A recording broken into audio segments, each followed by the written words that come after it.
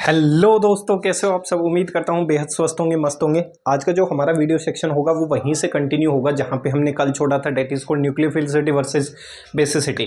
तो 3 पॉइंट उम्मीद करता हूँ 3 या 4 पॉइंट पहले क्लियर हो गए थे। बचे हुए पॉइंट आज के वीडियो सेक्शन में कंप्लीट करते हुए नजर आएंगे। तो जो भी इस वीडियो सेक्शन के माध्यम से मुझे दोस्त देख पा रहा है, भाई देख पा रहा है, बहन देख पा रही है, सभी दोस्तों को आपको भाइयों को, बहनों को, आपके अपने भाई दोस्त की तरफ से प्यार भरी राम राम, मीठी मीठी राम राम, सत श्री अकाल, जय हिंद, जय भारत। उम्मीद करता हूँ आप बेहद स्वस्थ होंगे, मस्त होंगे। तो अपनी वीडियो सेक्शन की शुरुआत करने से पहले 4 लाइनें पेश कर देता हूँ, ध्यान से सुनना है। कई बार क्या है कि लोग एक दूसरे को तोड़ने की कोशिश करते हैं, सही है, उसका हौसला गिराने की कोशिश करते हैं। हौसला बढ़ाने वाले लोग तो इस संसार में ना के बराबर हैं। तो ध्यान से सुनना, ये 4 लाइनें उन लोगों के लिए डेडिकेटेड है। टूटे को तोड़ोगे क्या, बड़ी गहरी लाइनें हैं, सुनना है। टूटे को तोड़ोगे क्या, रूठे को जोड़ोगे क्या, गाली देती भगवान को दुनिया, मुझे तुम छोड़ोगे क्या। तो देख सकते हो भाई, जब भगवान को गाली दे सकते हैं आज का इंसान, वो कुछ भी कर सकता है, तो हम तो बहुत छोटे हैं, सही है, किस खेत की मूली है। तो ये 4 लाइनें उन लोगों के लिए डेडिकेटेड है। तो चलते हैं अपना अगला जो पॉइंट था, that is called reaction conditions, कि रिएक्शन जो है वो कैसी कंडीशंस में करवाई जा रही हैं।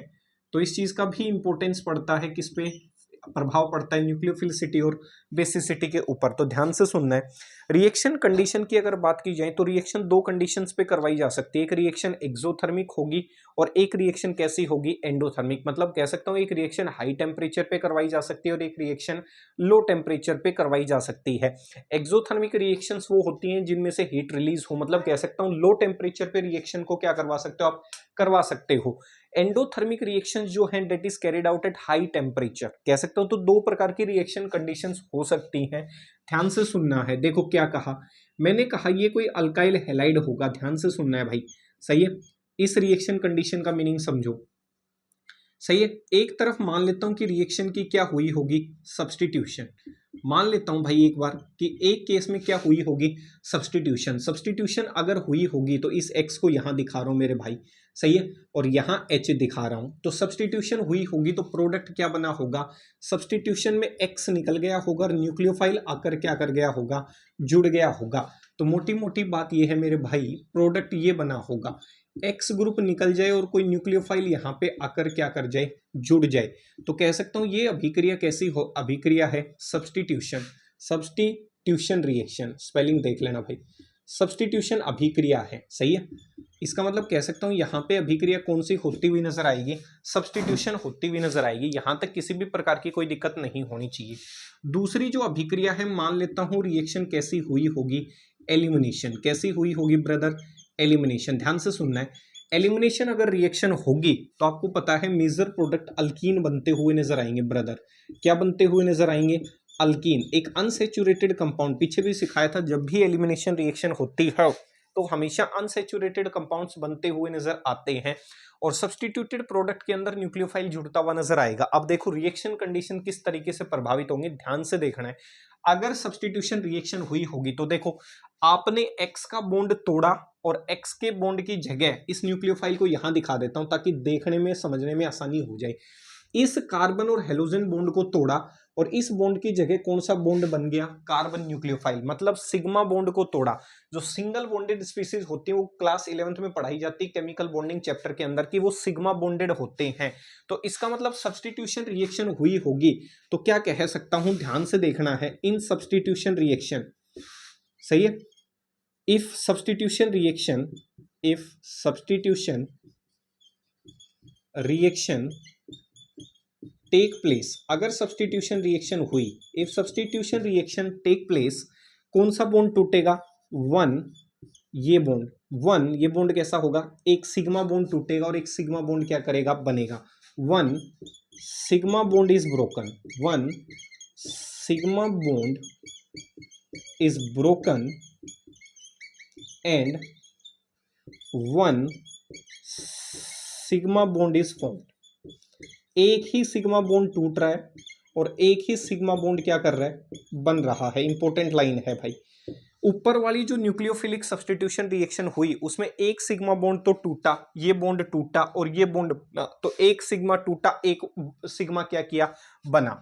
तो कह सकता हूं दूसरी बात, जब भी न्यूक्लियोफिलिक सब्स्टिट्यूशन रिएक्शन होती हैं वो कैसी होती हैं नेचर के अंदर, एक्सोथर्मिक होती है। इंपॉर्टेंट लाइन है, मार्क कर लेना।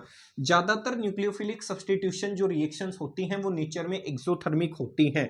Most of the nucleophilic substitutions, most of the nucleophilic substitutions, important line है भाई, most of the nucleophilic substitutions, most of the nucleophilic substitutions are exothermic in nature. ध्यान रखना है, इसका मतलब इसको शॉर्टकट में लिखना चाहूं तो एक सिग्मा बॉन्ड बना प्लस एक सिग्मा बॉन्ड टूटा, और रिएक्शन नेचर में कैसी है, एक्सोथर्मिक। ज्यादातर न्यूक्लियोफिलिक सब्स्टिट्यूशंस जो रिएक्शंस जो होती हैं वो नेचर के अंदर कैसी पाई जाती हैं ब्रदर, एक्सोथर्मिक रिएक्शंस पाई जाती हैं। तो सब्स्टिट्यूशन रिएक्शन की कंडीशन ये कहती है, एक्सोथर्मिक मतलब रिएक्शन कैसे टेम्परेचर पे करवाई गई होगी, एट लो टेम्परेचर। अगर टेम्परेचर की भाषा में बात करूं तो लो टेम्परेचर पे करवाई गई होगी, रिएक्शन एक्सोथर्मिक रही होगी, एक सिग्मा बॉन्ड बना होगा, एक सिग्मा बॉन्ड क्या हुआ होगा, टूटा होगा। यहां तक किसी भी प्रकार की दिक्कत नहीं है, एक सिग्मा बॉन्ड बना, एक सिग्मा बॉन्ड टूटा, और न्यूक्लियोफिलिक सब्स्टिट्यूशन रिएक्शन नेचर में एक्सोथर्मिक होगी। एक्सोथर्मिक मतलब पहले से इन रिएक्शन के पास हीट ज्यादा है तो हीट इवोल्व करेगी, तो तापमान को कम करवाने की कोशिश करेगी, लो टेम्परेचर पे करवाई जा सकती है, हीट का ज्यादा कोई इश्यू होगा नहीं।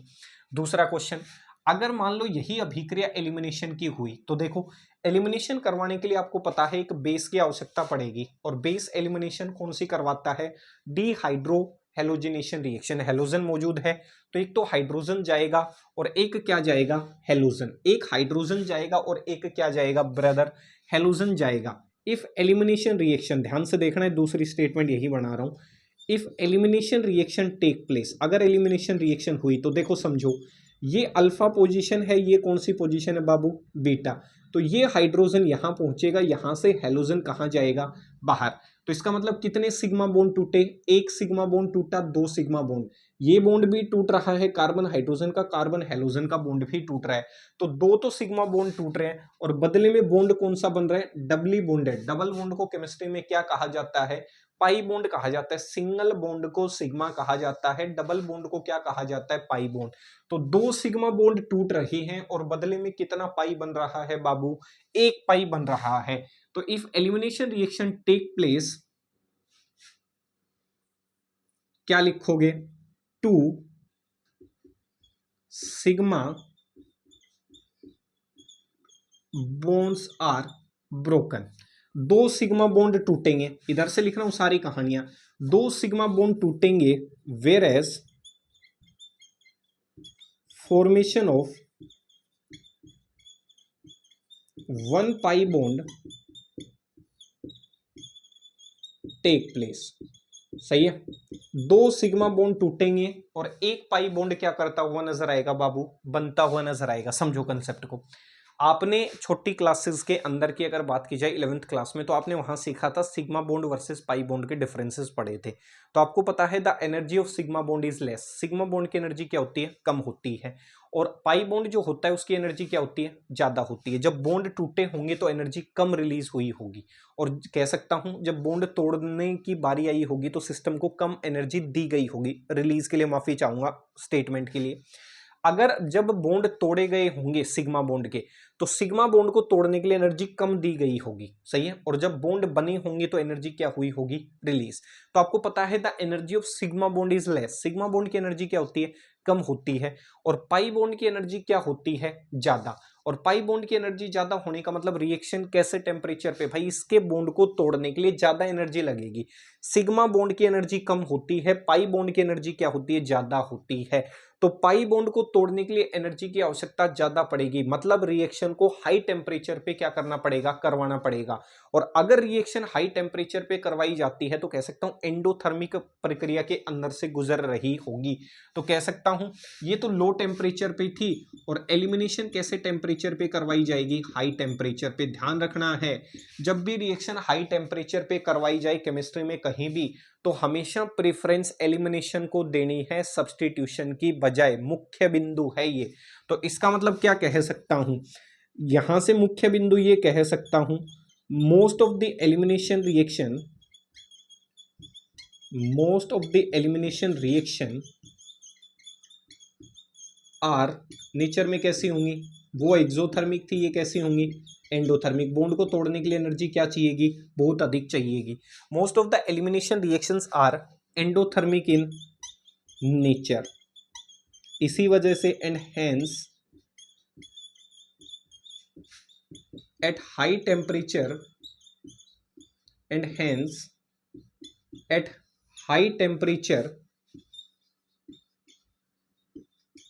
elimination reactions are favored. Elimination reactions are favored. सही है। ज्यादातर जो एलिमिनेशन रिएक्शन होती हैं, most of the eliminations are, ज्यादातर एलिमिनेशन कैसी होती हैं, एंडोथर्मिक होती है। Most of the eliminations are, S लगा लेना, most of the elimination reactions या most of the eliminations are endothermic in nature and hence at high temperature elimination reactions are favoured. तो जब भी टेम्परेचर कम होगा, लो टेम्परेचर होगा, तो nucleophilic substitution reaction को बढ़ावा दिया जाएगा, नेचर में एक्सोथर्मिक होंगी। और जब भी रिएक्शन हाई टेम्परेचर पे करवाई जाएंगी, नेचर में एंडोथर्मिक होगी। तो हाई टेम्परेचर आते ही समझ जाना कि आंसर किससे कैलकुलेट करना है, एलिमिनेशन से। तो हाई टेम्परेचर पे तो एलिमिनेशन करवाई जाती है और लो टेम्परेचर पे सब्स्टिट्यूशन करवाई जाती है। ज्यादातर जो सब्स्टिट्यूशन रिएक्शन होती हैं वो नेचर के अंदर एक्सोथर्मिक होंगी, और ज्यादातर जो एलिमिनेशन रिएक्शन होंगी वो नेचर में एंडोथर्मिक होंगी। डबल बॉन्ड जो है उसकी एनर्जी क्या होगी, ज्यादा होगी। सिग्मा बॉन्ड की एनर्जी कम होती है और पाई बॉन्ड की एनर्जी क्या होती है, ज्यादा होती है। एनर्जी ज्यादा मतलब रिएक्शन कह सकता हूं इस तरीके से फेवर कर रही होगी। तो हाई टेम्परेचर पे तो एलिमिनेशन रिएक्शन करवाई जाती है, और लो टेम्परेचर पे अगर आप कोई रासायनिक अभिक्रिया करवा रहे होंगे तो आप कह सकते हो लो टेम्परेचर पे सब्स्टिट्यूशन के माध्यम से वो रिएक्शन जाना पसंद करेगी।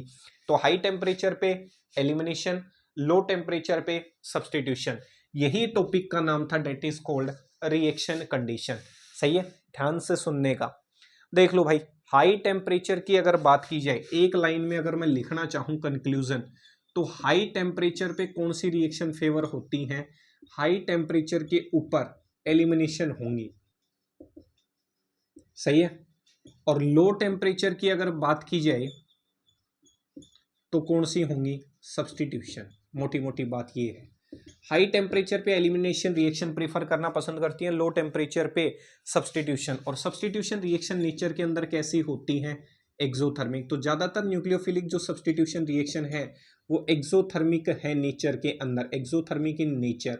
और ज्यादातर जो एलिमिनेशन रिएक्शन है वो नेचर में कैसी है, एंडोथर्मिक है। मतलब इतनी जो कहानी पढ़ाई मैंने उसका मुख्य बिंदु ये है। तो ज्यादातर एलिमिनेशन रिएक्शन जो होती हैं वो नेचर के अंदर एंडोथर्मिक होती हैं, और सब्स्टिट्यूशन जो रिएक्शन होती है वो नेचर में एक्सोथर्मिक होती हैं। तब तक ये देखो, तब तक एक छोटी सी शायरी सुना देता हूं, ध्यान से सुनने का।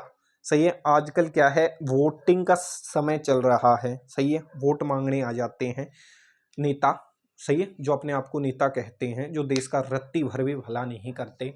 और जो पढ़े लिखे नौजवान होते हैं वो उन्हें देखने के लिए किस जद्दोजहद में लग जाते हैं, किस हद तक गुजर जाते हैं। तो ये 4 लाइनें उन नौजवानों के लिए कि इनके पीछे ना दौड़ें, इनकी चमचागिरी ना करें, अपनी मेहनत पे ध्यान दें। तो ध्यान से सुनना है। पढ़े लिखे, जब पढ़े लिखे का मतलब जो नौजवान हैं उनकी बात हो रही है। सही है, कहानी है नौजवान वर्सेस एक नेता की। ध्यान से सुनना है। पढ़े लिखे जब इनको देखने आते हैं, इनको किनको, जब नेताओं को पढ़े लिखे लोग देखने जाते हैं कि भाई पता नहीं कैसी पर्सनैलिटी रहा होगा, तो ये उनके लिए है। पढ़े लिखे जब इनको देखने आते हैं, ध्यान से सुनना है, पढ़े लिखे जब इनको देखने आते हैं, बेचारे तब भीड़ में धक्के खाते हैं। और ABCD भी जिनको मालूम नहीं, वो नेता BMW में आते हैं। तो देख सकते हो, पढ़े लिखे जो देखने जाते हैं वो तो बेचारे भीड़ के धक्के खाएंगे, और जिसको ABCD तक नहीं आती, जिस नेता को, वो BMW गाड़ी से नीचे नहीं उतरता।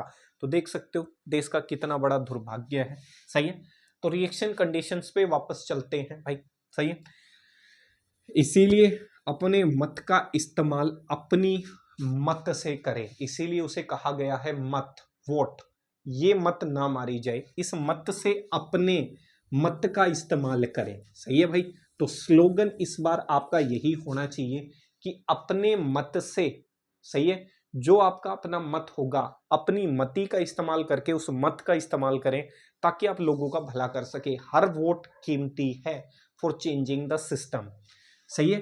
अब वो चाहे कोई भी सरकार हो, सही है, वो आपके ऊपर डिपेंड करता है, चाहे वो किसी भी प्रकार का हो। सरकार के उस प्रतिबिंब को, उस छवि को ना देखें, ना किसी निशान को देखें, आप ये देखें कि आपके आसपास से जो व्यक्ति खड़ा है क्या वो नेता चुनने लायक है या नहीं। मैं तो बस भाई इतना ही कहूंगा, बाकी आप समझदार हैं, सही है, आप अपने हिसाब से करें जो भी करें, पर मत ऐसा होना चाहिए जिससे देश का भला हो। बेशक आप किसी को भी मत करें, सही है, वो आपका अपना इंडिविजुअल डिसीजन है, उसमें आपको कोई फोर्स नहीं कर सकता।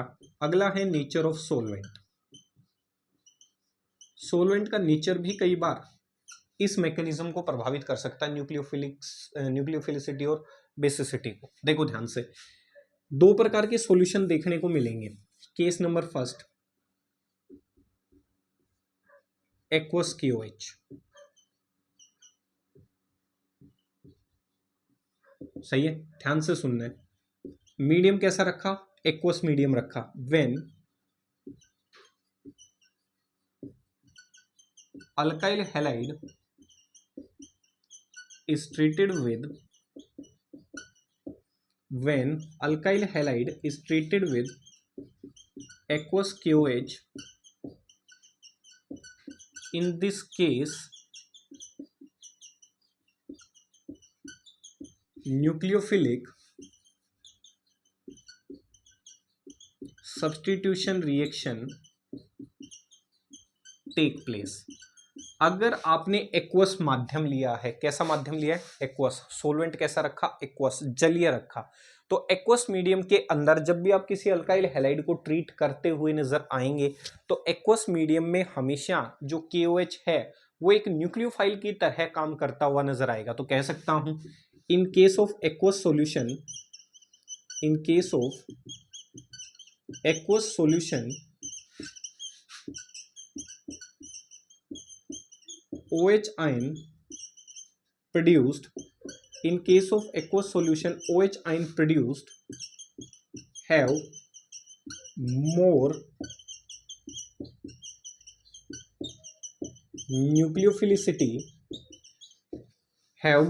nucleophilicity, character as compared to its basicity character।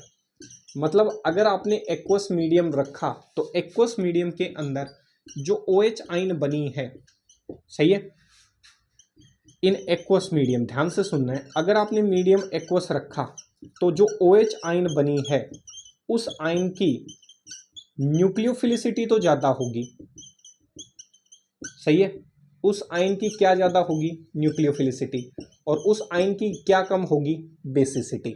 अगर आपने सोलवेंट कैसा रखा, एक्वस, तो एक्वस सॉल्यूशन के अंदर जो OH आइन बनी है, नेगेटिव आइन बनी है, तो अब वो न्यूक्लियोफाइल का भी काम कर सकती है और किसका काम भी कर सकती है, बेस का।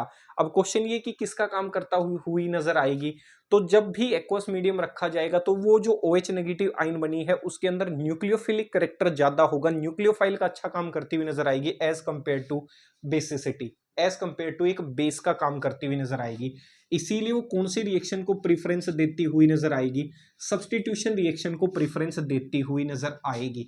जैसे मैं कह सकता हूं अगर आपने एक्वस KOH लिया होगा तो KOH एक्वस में टूटकर क्या प्रोड्यूस करता है, K प्लस एक्वस, और क्या प्रोड्यूस कर सकता है, OH माइनस एक्वस, और इस एक्वस माध्यम से जो ये OH नेगेटिव आयन बनी है, इस OH नेगेटिव आयन की न्यूक्लियोफिलिसिटी का जो करेक्टर है वो ज्यादा है, कौन से करेक्टर की बजाय, बेसिसिटी के करेक्टर की बजाय। तो इस चीज का ध्यान रखना है। अगर आपने सोलवेंट कैसा लिया, एक्वस लिया, तो उस समय यही KOH जो है वो किसका, इस KOH से जो OH आयन रिलीज होगी वो किसका काम करती हुई नजर आएगी, न्यूक्लियोफिलिक सब्स्टिट्यूशन रिएक्शन का करवाने का काम करती हुई नजर आएगी। मतलब OH नेगेटिव आयन की न्यूक्लियोफिलिसिटी क्या होगी अगर माध्यम एक्वस रखा तो आंसर इस तरीके से कैलकुलेट करना है, सही है। दूसरा मान लो इन केस ऑफ अब की बार सोलवेंट चेंज कर रहा हूं। इन case of alcoholic KOH, in case of alcoholic KOH, अगर अल्कोहलिक KOH ले लिया, सोलवेंट अब की बार क्या ले ली, अल्कोहल, पीछे एक्वस था, अब की बार चेंज कर दिया। When alkyl halide is treated with, देखो वही कंपोनेंट है, वही KOH है। अब पिछली बार जब मीडियम आपने एक्वस रखा तो यही KOH की जो OH नेगेटिव आयन थी उसका न्यूक्लियोफिलिसिटी वाला कैरेक्टर क्या था, ज्यादा। आप देख लेते हैं। In this case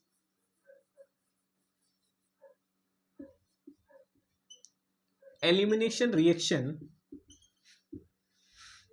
take place. इस केस में कौन सी रिएक्शन होती हुई नजर आएगी, एलिमिनेशन रिएक्शन होती हुई नजर आएगी। इस चीज का इंपॉर्टेंस ध्यान रखना।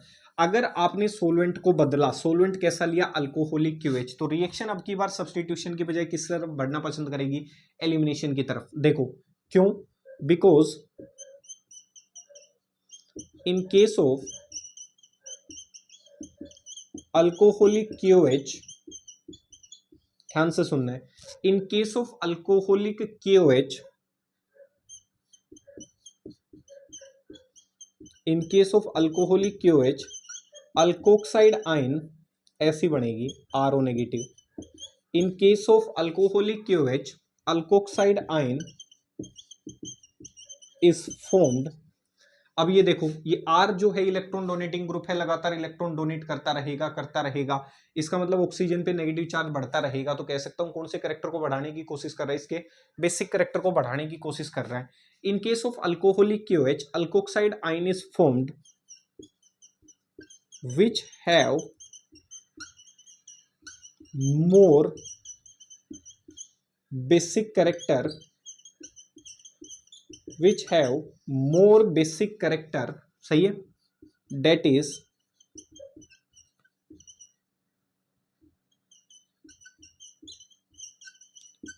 अल्कोक्साइड आयन का बेसिक कैरेक्टर क्या होता है, ज्यादा। Which have more basic character, that is have more basicity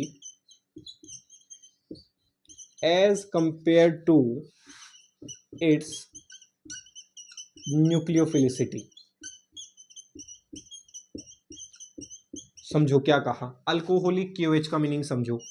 C2H5OH क्या है, अल्कोहल है। इसके साथ KOH जब रिएक्शन करेगा तो प्रोडक्ट क्या बनता है, C2H5O negative K plus H2 कह सकता हूं। इसको R मान लो, ऐसे लिख सकता हूं, RO नेगेटिव। ऊपर वाली अगर नाम लिखना चाहूं तो इथोक्साइड आयन, और नीचे वाली जर्नल लिखना चाहूं तो क्या, अल्कोक्साइड आयन। और जो अल्कोक्साइड आयन बनती है मेरे भाई, इसका बेसिक कैरेक्टर ज्यादा होता है। मतलब ये किसका काम अच्छा कर सकती है, बेसिसिटी वाला काम अच्छा कर सकती है। तो इसका मतलब जो अल्कोक्साइड आयन बनी है, इसका कौन सा गुण ज्यादा होगा, बेसिसिटी वाला गुण ज्यादा होगा। कौन सा गुण इसमें कम मिलेगा, न्यूक्लियोफिलिसिटी वाला। न्यूक्लियोफाइल का काम ये अच्छे से नहीं कर पाएगी, लेकिन एक अच्छे से किसका काम कर पाएगी, बेस का काम कर पाएगी। तो एक्वस सॉल्यूशन जब आपने रखा तो OH नेगेटिव आयन बनी, और उस OH नेगेटिव आयन का कौन सा कैरेक्टर ज्यादा था, न्यूक्लियोफिलिक कैरेक्टर ज्यादा था, इसीलिए वो सब्स्टिट्यूशन रिएक्शन को प्रिडोमिनेट करती हुई नजर आ रही थी। अब की बार जो अल्कोक्साइड आयन बनी है, बनी कैसे, मैंने रिएक्शन से दिखा दिया। अल्कोहलिक KOH का मतलब ये होता है, कह सकता हूं आपका ये इथोक्साइड आपका बना होगा, सही है। आपका जो इथोक्साइड है ये अपने आप में अच्छा खासा स्ट्रॉन्ग बेस का क्या कर सकता है, काम कर सकता है। तो जो ये अल्कोक्साइड आयन बनी होगी, ये अपने आप में अच्छा खासा किसका काम कर सकती है, स्ट्रॉन्ग बेस का। पीछे जाके तीसरे पॉइंट में यहां करवाया था C2H5O नेगेटिव, मैंने कहा था ये रिएक्शन अपने आप अच्छा खासा किसका काम करवा सकती है, स्ट्रॉन्ग बेस का। और बेस क्या करेगा, एसिडिक हाइड्रोजन को अब्स्ट्रैक्ट करने की कोशिश करेगा, एलिमिनेशन प्रोडक्ट बनाने की कोशिश करता हुआ नजर आएगा। तो जो अल्कोक्साइड आयन बनी है अल्कोहलिक KOH में, उसका बेसिक कैरेक्टर ज्यादा है, उसकी बेसिसिटी ज्यादा है। बेसिसिटी ज्यादा होने की वजह से उसका एलिमिनेटेड प्रोडक्ट ज्यादा बनेगा। और मीडियम अगर आपने एक्वस रखा तो एक्वस सॉल्यूशन में KOH जो है वो आयनाइज हो जाता है। In aqueous solution KOH ionize to give K plus और OH माइनस। और वहां से जो OH- निकली है उस OH- का बेसिसिटी वाला जो गुण है, बेसिक कैरेक्टर जो है वो तो कम है, और न्यूक्लियोफिलिसिटी वाला जो गुण है वो क्या है, ज्यादा है। इसीलिए OH नेगेटिव आयन जो है रिएक्शन में बेसिसिटी वाले कंपोजिशन करवाने की बजाय न्यूक्लियोफिलिसिटी वाली कंपोजिशन करवाना पसंद करेगी। इसीलिए एक्वस मीडियम में वही OH negative ion nucleophilic substitution reaction को प्रेफरेंस देगी, और मीडियम अगर आपने सोलवेंट चेंज कर दिया, अल्कोहलिक ले लिया, तो वही OH जो है वो किस में ट्रांसफॉर्म होगी, एक अल्कोक्साइड आयन में, और उस अल्कोक्साइड आयन का बेसिक कैरेक्टर ज्यादा होता है, और बेसिक कैरेक्टर ज्यादा होगा तो बेसिसिटी ज्यादा होगी। बेसिसिटी किसको प्रिडोमिनेट करने की कोशिश करवाएगी, एलिमिनेटेड प्रोडक्ट को प्रिडोमिनेट करवाने की कोशिश करेगी। देख सकते हो ध्यान से, यहाँ पे न्यूक्लियोफिलिसिटी और बेसिसिटी के जो बेसिक कंसेप्ट थे वो पूर्ण रूप से क्लियर करवा दिए गए हैं। ध्यान से सुनना है, वीडियो सेक्शन को खत्म करने से पहले 4 लाइनें पेश कर देता हूं। सही है, कभी भी निराश नहीं होना जब कामयाबी नहीं मिलती है तब। हो सकता है लोगों के लिए आप बकवास हैं, लेकिन आप अपने आप में खास हैं। ध्यान से सुनना है, कभी भी never compare yourself with other. जो काम आप कर सकते वो लोग दूसरा नहीं कर सकते, दूसरे लोग वो काम नहीं कर सकते। तो ध्यान से सुनना है, अपने ध्यान से सुनना है, आप अपने आप में खास हो सके दूसरों के लिए बकवास हो, टूटकर कभी हारना मत यार, माँ बाप के तुम आस हो, जो छोड़ गए वो एक बूंद थे, तुम तो समुंदर की प्यास हो, बुरे दौर से गुजर रहे हो, सांस लो कामयाबी के आसपास हो। तो भाई जब भी किसी बुरे दौर से गुजरो तो कुछ समय बैठना है, सांस लेनी है, क्योंकि जब बुरा दौर आता है इसका मतलब वो कामयाबी साथ लेकर जरूर आता है। तो बैठना है, थोड़ी सी सांस लेनी है, हिम्मत बढ़ानी है अपने आप की, और फिर से अपने कार्यक्रम में जुड़ जाना है। मिलेंगे फिर अगले वीडियो सेक्शन में रिएक्शंस के साथ, Wurtz reaction, Franklin reaction, Corey House synthesis, अलग अलग प्रकार की रासायनिक अभिक्रियाओं के साथ फिर से आपका दोस्त आपके लिए वेलकम करता हुआ नजर आएगा इसी चैनल के ऊपर। बहुत बहुत धन्यवाद, जिस तरीके से आप हमें सपोर्ट कर रहे हैं आपका बड़ा आभार प्रकट करता हूं। धन्यवाद। जय हिंद, जय भारत।